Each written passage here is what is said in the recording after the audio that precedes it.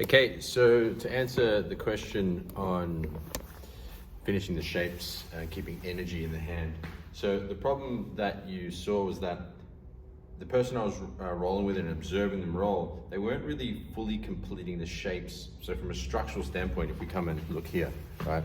So it's like the tansao was kind of off and slightly, so the hand was kind of floppy and pointed off to the side. Now that creates a weakness in structure, which allows me to attack through this line. So I can actually attack through that line quite easily. So by completing the actual structure, just not being rigid, but just making the shape beautiful, like you practice in your Silim Tao, just having a beautiful shape provides a better structural foundation. So if Noah keeps his shape on and points it towards me, already this gives a little more robustness and integrity to the shape.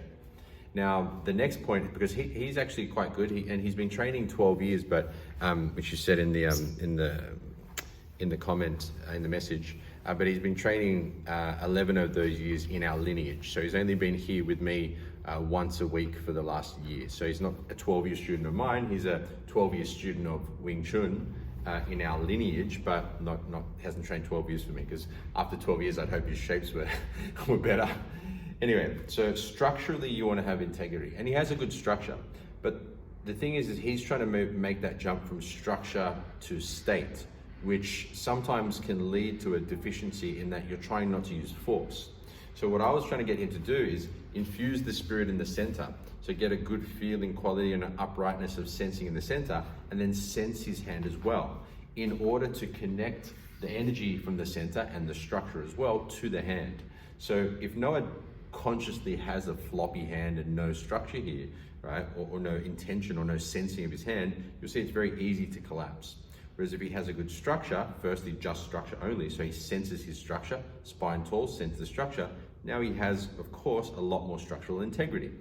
To infuse the spirit and to use the energy to make this more powerful, he senses in his intention, senses the hand as well. So as he senses the hand and senses the intention, now when I put pressure, I'm feeling straight away that there's something coming back towards me straight away. So he's getting that expanding, rebounding effect, which is the objective, one of the objectives of Silim Tao.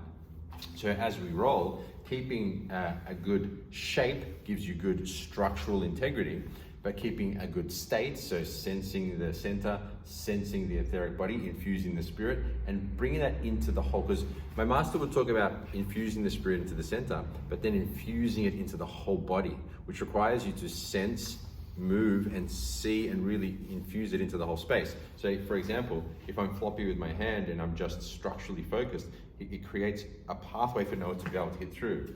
If I just turn the structure on correctly, now it's going to be much more difficult for Noah to attack.